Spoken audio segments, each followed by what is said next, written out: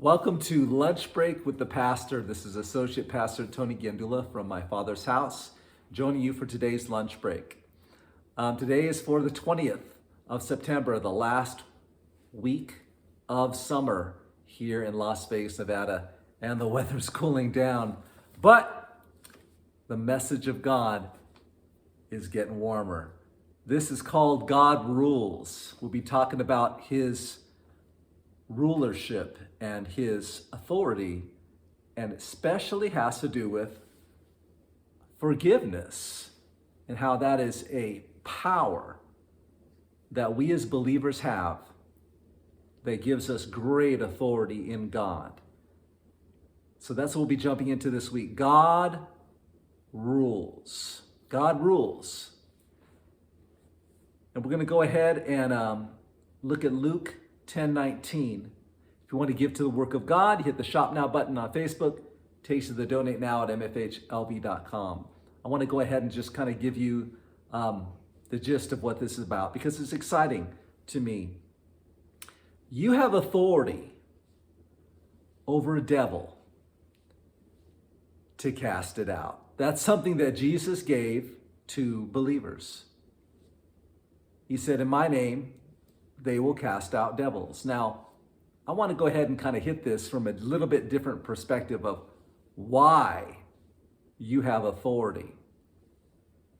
And the gist of it is going to be something that you're going to find kind of interesting. You have the power to forgive. A devil doesn't have that. They cannot be forgiven, and they cannot forgive. They lack the authority to do that. You have that authority. So that's just a little teaser of where this is going. Why you have power and authority, and why, because of that, God rules in our lives. I want you to look at Luke chapter 10, verse 19. That'll be our flagship verse.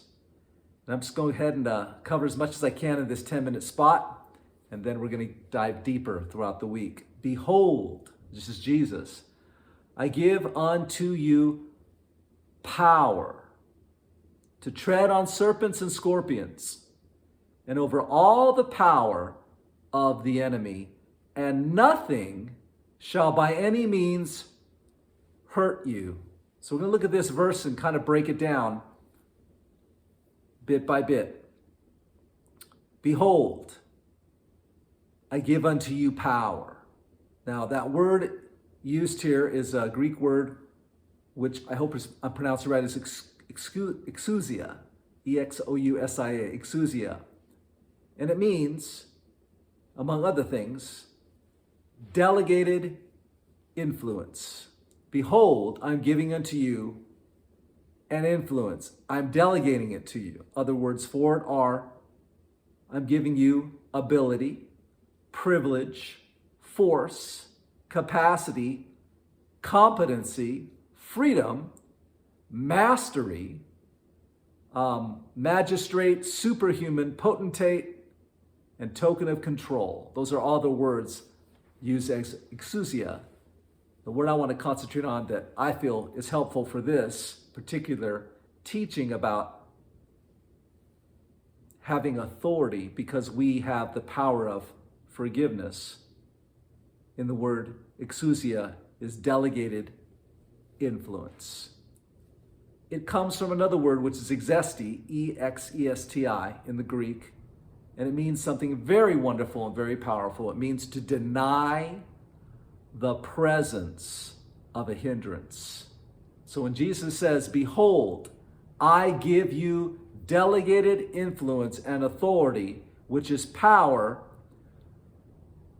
to deny the presence of a hindrance. Specifically, he talks about serpents and scorpions, and he's not talking about, those are figures of the fact that of what he means is over all the power of the enemy, calling them serpents and scorpions. But let's go back to this word of power, where it means delegated influence coming from a word that means exesti, which is denying the presence of a hindrance, even denying its presence. Now that's powerful right there. Where the ability to have presence is denied. No, you can't have presence. It's denied. Now that's power. You can't even get in the door. It's denied. That's authority. I remember working at the hospital, a psych hospital one time, and we had certain rules. And the rules were very simple. That was for the safety of our patients. A person could not bring something inside for a patient to eat or drink. You may think, well, that sounds mean. Well, not according to what medication a person might be on or what a doctor has put in place for this person's treatment. And I remember a person coming up and they wanted to bring them something they were not allowed to bring them. And they came up to the door and they basically said, let me in there. Well, what's that in your hand? Well, and they got really rude with me. And, this is a drink, it's none of your business what I have in my hand. Well, who's it for? Well, it's for the person I'm visiting. I'm like, well, you can't bring that in here. And they're like, just giving me every rude attitude they could of like, how dare I stop them? And I'm like, it's in their treatment that you can't bring that in here. And they were just trying to force and intimidate their way. But you see, there was something between me and them called a locked door. And it was denying their presence. So whatever intimidation or threats or hostility, the presence was denied. And ultimately, I had to deny them from even coming to do a visit. And they had to get permission next time to visit that person. Once again, I didn't make up the rule. A doctor did, and it was for the benefit of the patient. But the person didn't care about that. They cared about what they were going to do at the time. And all I knew was that I felt a lot of pressure. Pressure of, hey, something nice, what's wrong with you? Let it happen. The presence, even though it's against your job, right? The pressure of hostility, just a bad attitude, and there's no way I could actually stop them. And yet, hello, I'm behind a door and you're on the other side of the door, and I will deny your presence because I have the authority to deny it, and you are not complying with what it takes to get into this room. So, despite the intimidation, the harassment, the threats, presence denied, because I had that type of authority in that particular instance. And it would have been a hindrance to allow this in. It would have been a hindrance for the other patients because they got something and that person got something and they didn't. There's a lot of factors that come to play that people don't even think about. Human factors, but I guess you have to trust that somebody knows what they're doing when they're trying to help someone, like the treatment team was trying to help this particular patient and the other patients. So the presence was denied. Exesti denies the presence of a hindrance. It may be used either of the capability or the right to do a certain action. Now this is interesting. The words existing and exousia, which both mean power, combine the two ideas of right and might. You have the authority, the right, and you have the might, the power. And Jesus says, behold, I give this to you. Power, the right and the might for denying the presence of the enemy.